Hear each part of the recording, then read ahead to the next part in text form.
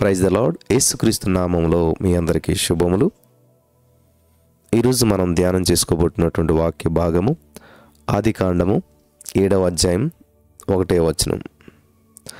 గనుక నీవును నీ ఇంటి వారును ఓడలోనికి రండి.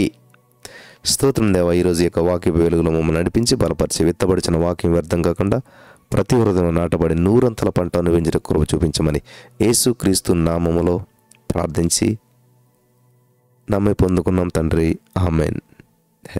రండి రండి రండి. మనకి విలేజెస్లో కానీ ఎక్కడన్నా చూస్తే వాళ్ళు పలుకుతూ ఉంటుంటారు. ఒక బండి మీద కూరగాయలు అన్నీ పట్టుకొచ్చి రండి రండి బాబు, రండి రండి రండి అని చెప్పి వాళ్ళు పలుకుతూ ఉంటుంటారు. నిజంగా అలాగే ఈ రోజున ఇక్కడ మరి దేవుడు కూడా ఇచ్చినటువంటి అవకాశాన్ని చాలామంది దుర్వినియోగం చేసుకుంటున్నారు. దేవుడిచ్చిన అవకాశాన్ని సద్వినియోగం చేసుకోవటానికి నోవాహు తోటి దేవుడు చెప్తున్నాడు, నీవు నీ ఇంటి వారిని ఓడలోనికి రండి. ఈ రోజున ఈ మాటలు వింటున్న నా ప్రియమైనటువంటి సహోదరి స్నేహితులారా, దేవుడు నిన్ను, నీ కుటుంబాన్ని, నీ సంఘాన్ని, నీ చుట్టుపక్కల వారిని అందరినీ కూడా పిలుస్తున్నాడు. రండి రండి రండి అని చెప్పేసేసి. హల్లెలూయా. రండి అనేటువంటి యొక్క చిన్న మాట బైబిల్లో ఎన్నోసార్లు కనిపిస్తుంది మనకి. మొట్టమొదటిసారి ప్రభువారు పిలుపుగా, ఆహ్వానంగా ఇక్కడ వాడబడింది ఇది. ఈ యొక్క ఆహ్వానానికి 120 సంవత్సరాల ముందే నోవాహు దేవుని నుంచి ఒక విషాదకరమైన వార్తను అందుకున్నాడు. అది లోకంలో దుర్మార్గత, దుష్టత్వం విపరీతంగా విస్తరించిపోయింది. కాబట్టి ఈ ప్రపంచం అంతటినీ కూడా దేవుడు జల ప్రళయంతో నాశనం చేయబోతున్నాడు అనేటువంటి భయంకరమైనటువంటి వార్త. ఇలాంటి వార్త ఇంతకు ముందు ఎన్నడూ కూడా పరలోకంలో నుంచి భూలోకానికి రాలేదు. అప్పటికే ప్రపంచంలో ప్రవేశించిన పాపం పరిణత చెంది అన్ని విధాలుగా వ్యాపించింది. మొదట స్త్రీ అయినటువంటి హవ్వకు జన్మించినటువంటి ప్రథమ పుత్రుడు నరహంతకుడు. మానవుడిలో మంచి అంటూ కొంచెం కూడా కనిపించలేదు. స్వాభావికంగా మానవుడు చెడిపోయినవాడు. మనిషి చెడుతనాన్ని రుజువు చేయడానికి బైబిల్లోకి వెళ్ళనక్కర్లేదు. మన చుట్టూ ఉన్న ప్రజల జీవితాల్ని పరిశీలన చేస్తే సరిపోతుంది.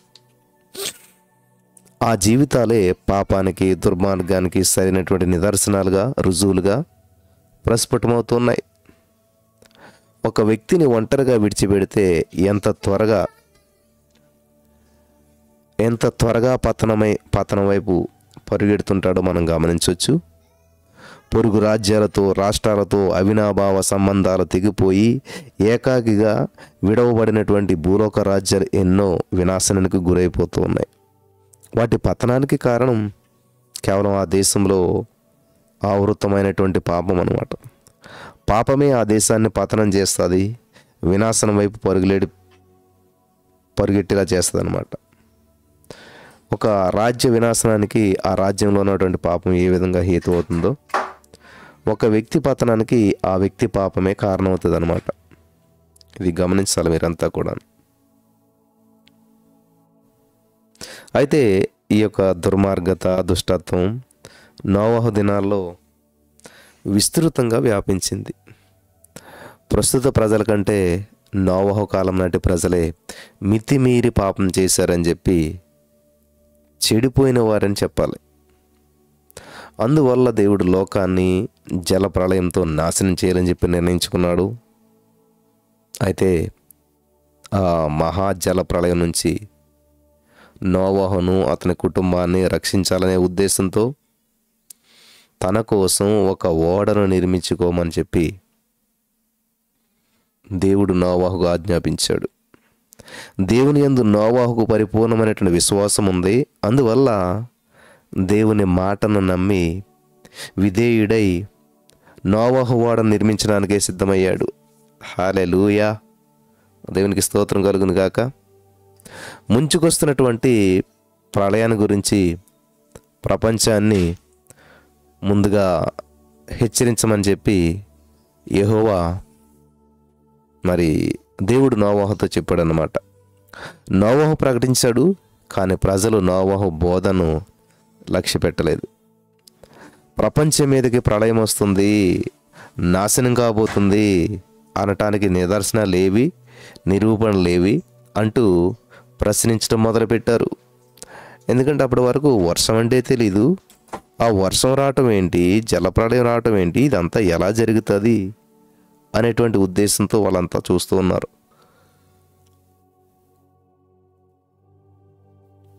ఇది ఎలా జరుగుతుంది, హౌ ఇస్ ఇట్ పాసిబుల్ అని చెప్పి వారంతా చూస్తూ ఉన్నారు, ప్రశ్నిస్తూ ఉన్నారు.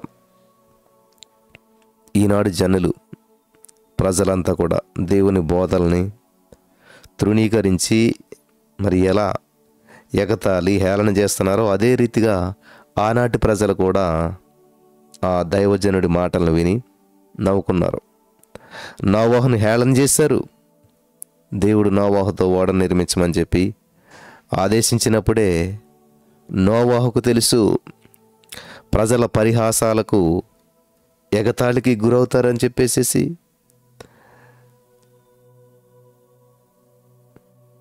ఆయన, ఆ వృద్ధుడు జనుల అపహాస్యాన్ని లెక్క చేయకుండా ఓడ నిర్మాణానికి తీవ్రంగా కృషి చేశాడు. అలాంటి ప్రజల మూఢనమ్మకాలకు, అభిప్రాయాలకు లోను కాకుండా వాటికి భిన్నంగా మనోధైర్యంగా నిలబడి దేవుని స్వరానికి మాత్రమే లోబడినటువంటి నోవహు లాంటి వ్యక్తి ఆ యుగంలో కూడా ఉన్నాడంటే దేవునికి స్తోత్రాలు చెల్లించాలి మనమంతా కూడా. హల్లెలూయా. ఇది ప్రపంచ వింతల్లో మరొక వింతలా ఉంటుంది. అటువంటి ప్రతికూల పరిస్థితుల్లో అందరూ కూడా అవమానిస్తున్నా, నిందిస్తున్నా, ఎవరేమనుకున్నా, యెహోషువ అంటాడు కదా, నేను నా కుటుంబం యెహోవాను సేవిస్తానని. మరి నిజంగా నోవహు అటువంటి కృపను దేవుడు చూపించాడు. ఎంతమంది కాదన్నా ఒక్కడు దేవుని వైపు చూశాడు, దేవుని మాట వినగలిగాడు. ఆమేన్. వండర్ఫుల్.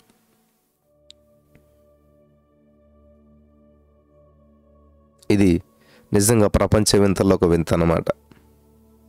ఎవరు ఏమనుకున్నా నోవహు మాత్రం కార్యదీక్షతో కృషి చేశాడు. అంతకంటే ఏం కావాలి? ఫలితంగా నోవహు కుమారులు విశ్వాసంలోకి నడిపించబడ్డారు, తండ్రి పనుల్లో సహకరిస్తూ సహాయపడ్డారు. ప్రియులారా, మీరు గమనించారో లేదో, ఓడ నోవహు కుటుంబం కొరకు మాత్రమే కాదు దేవుడు నిర్మిస్తా.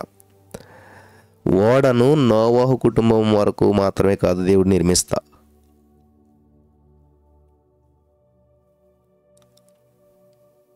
ఆ రోజున అక్కడ ఎంతమంది ప్రజలు ఉన్నారో అందరి కొరకు ఓడ నిర్మించబడింది. ఆమేన్.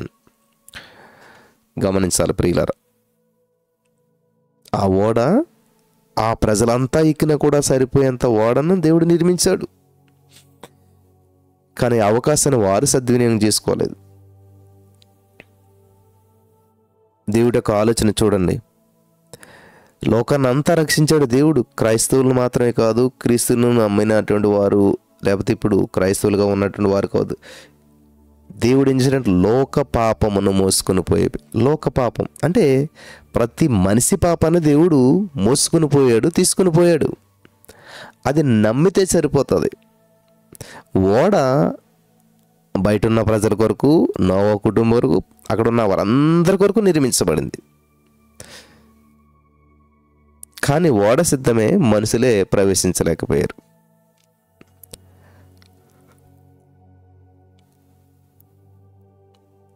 ఎందుకంటే దేవుడు చిన్న ఓడ కట్టమలేదు, కొంతమంది వస్తారని ఎక్స్పెక్ట్ చేయలేదు దేవుడు. అందరూ వస్తారు, అందరూ వచ్చినా కూడా సరిపోవాలనేటువంటి ప్లేస్ని దేవుడు పెట్టాడు అక్కడ. ఇది వింటున్నారా ప్రియులారా?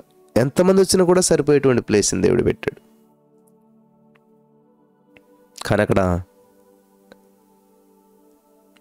చూడండి, కొన్ని లక్షల మందికి సరిపడా ఓడ నిర్మించమని దేవుడు చెప్తే కనీసం 10 మంది కూడా అందులోకి వెళ్ళలేదంటే ఎంత విచిత్రమైనటువంటి విషయం ప్రియులారా. లక్షల మందికి సరిపడినటువంటి ఓడలో 10 మంది కూడా ప్రవేశించలేదు. కాబట్టి దేవుని యొక్క రక్షణ కార్యం నిన్ను నన్ను దృష్టిలో పెట్టుకుని చేయలేదు, ప్రపంచాన్ని దృష్టిలో పెట్టుకు చేశాడు దేవుడు. ప్రపంచం అందరి కొరకు పరలోక రాజ్యాన్ని సిద్ధపరిచాడు దేవుడు.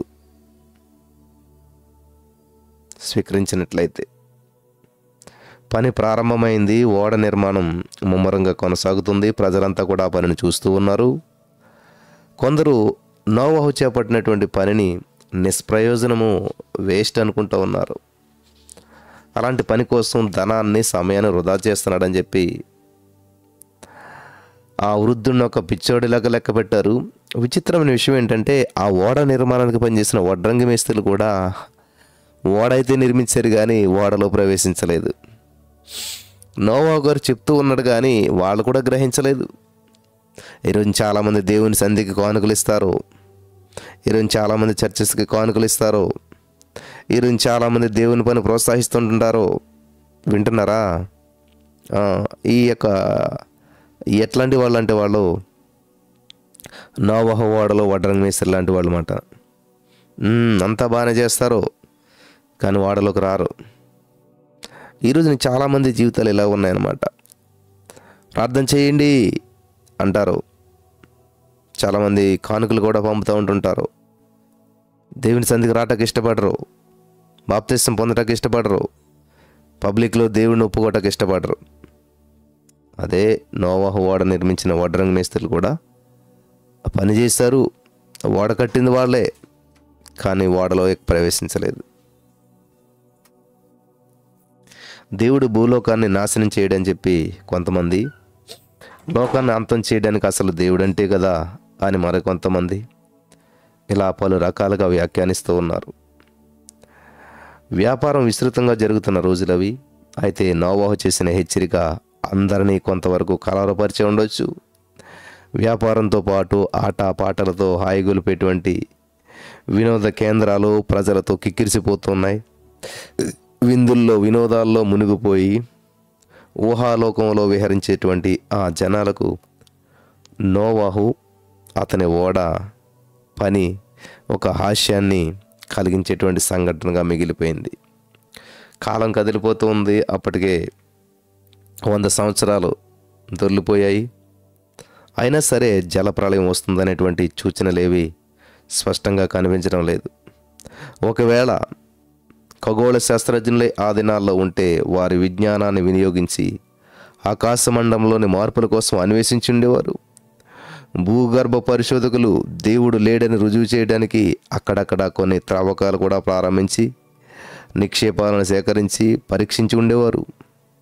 అసలు మనిషి కోతు నుండే వచ్చాడనేటువంటి జీవ పరిణామ సిద్ధాంతాన్ని కూడా నమ్మిన వారు ఉండుండొచ్చు. ఎవరి అభిప్రాయాలు ఎలా ఉన్నప్పటికీ ఒకటి మాత్రం రుజువైంది, అదే జలప్రళయం వస్తుందనే వాస్తవాన్ని ఏ ఒక్కరూ నమ్మలేదనే సంగతి. ఓడను కట్టే వడ్రంగి వాళ్ళు కూడా పగలంతా ఓడలో పనిచేస్తూ రాత్రుల్లో వినోద స్థలాల్లో తింటూ తిరుగుతూ త్రాగుతూ విచ్చలవిడిగా ప్రవర్తిస్తూ కాలం గడిపేవారు. ప్రియులు గమనించాలి. ఓడ నిర్మిస్తున్నారు, వడ్రంగి పని పగలిక్కడ చేస్తున్నారు, నైట్ ఏమో మరి విందులు వినోదాల్లో తిరుగుతూ ఉన్నారు. వాళ్ళు పగలొచ్చి పని చేస్తున్నారు, నైట్ వెళ్ళిపోతున్నారు. ప్రియులరా, నోవహు తెలివిలేని వాడు పిచ్చోడని చెప్పి, పనికిమాలిన వృద్ధుడని చెప్పి అనేక మంది హేళనగా చేసేవారు. అయితే నోవహు డబ్బిస్తున్నాడు అని పనిచేస్తున్నాం అంతే, పిచ్చోడు కదా, మాకు కావాల్సింది డబ్బు ఇస్తున్నాడు, మేము పని చేస్తున్నాం. అతడు చేపట్టినటువంటి పని నిష్ప్రయోజనమైందని, వచ్చే డబ్బు పోగొట్టుకోవడం ఎందుకు అని చెప్పి పనిచేస్తున్నట్లు సహాయపడిన వాళ్ళు సమర్థించుకునేవారు. పిల్లలు గమనించాలి. అకుంఠిత దీక్షతో పనిచేస్తున్న నోవహు ఇలాంటి పరిస్థితుల్లో ఎంత విసిగిపోయాడో నిరుత్సాహపడ్డాడో తెలియదు మనకి. నిర్విఘ్నంగా పని జరుగుతున్నా సరే నోవహు నిజంగా నిరుత్సాహపడే ఉండొచ్చు. అప్పటికే 100 సంవత్సరాలు అయింది.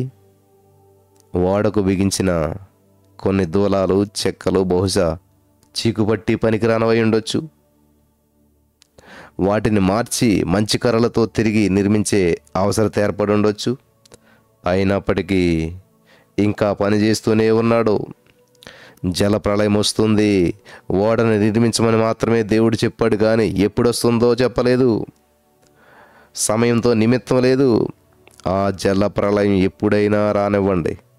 నోవహు విధి నిర్వహణలో, వాక్యం ప్రకటించడం, అతను ఓడను నిర్మించడంలో వెనుకడిగేయలేదు ప్రియులారా, వెనుకబడిపోలేదు. ఈ రోజున నోవహుకున్న నిరీక్షణ మనకు ఉండాలి ఖచ్చితంగా. విచిత్రమైన విషయం, యేసుప్రభువారు అదే దేవుడు చెప్పాడు, ఎప్పుడు వస్తానో చెప్పలేదు. ఓడను నిర్మించు అన్నాడు, అంతేగాని ఎప్పుడు వస్తాడో చెప్పలేదు. 120 సంవత్సరాల తర్వాత వస్తానని చెప్పి దేవుడు చెప్పలేదు. ఏ విధమైనటువంటి అక్కడ అనుకూల పరిస్థితులు కానీ ఏమి కనిపించట్లేదు. మంచు తప్ప వర్షం లేదు అప్పటి వరకును.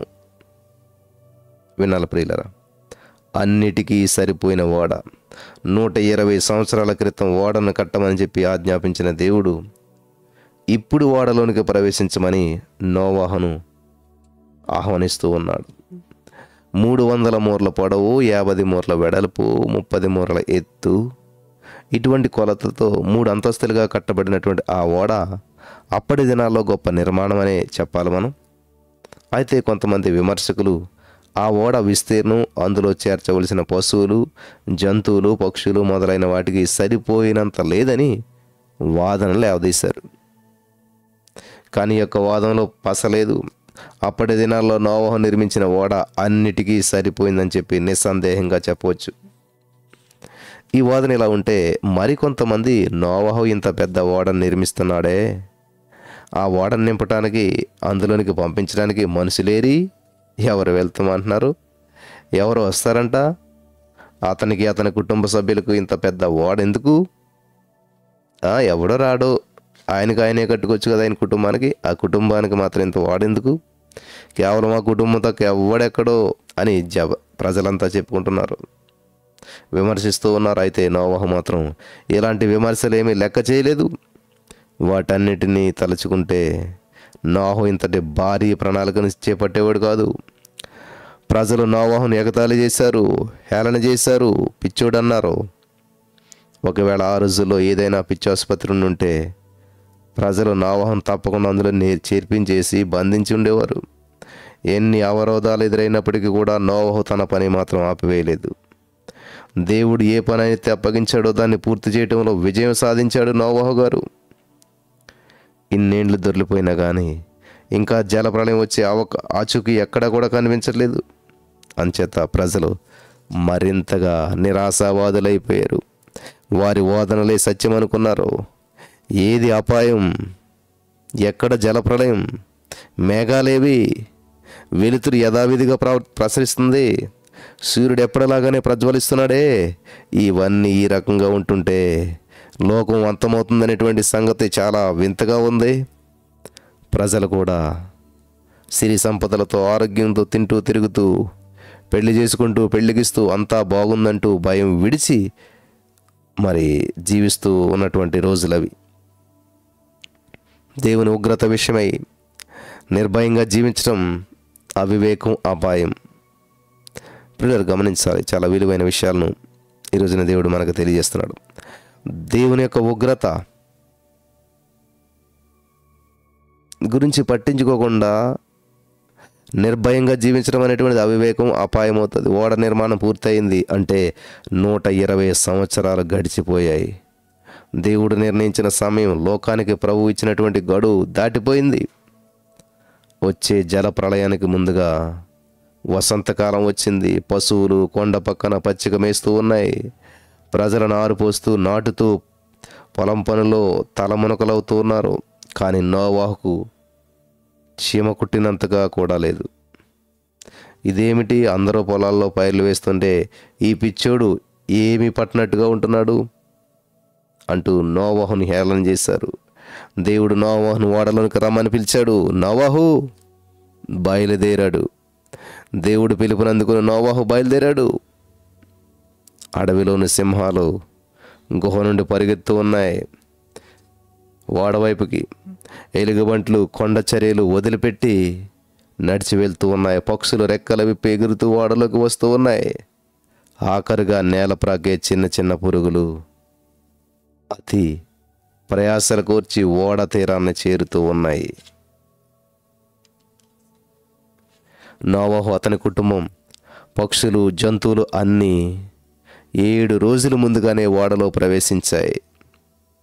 అప్పుడు కూడా ప్రజలు అంటున్నారు, అంత తొందర ఏంటి, ప్రళయం ప్రారంభమైతే లోపలికి వెళ్ళొచ్చు కదా, ఏదీ లేకుండా ఎందుకు ఈ తొందరపాటు, మళ్ళీ పాడటం ప్రారంభించారు.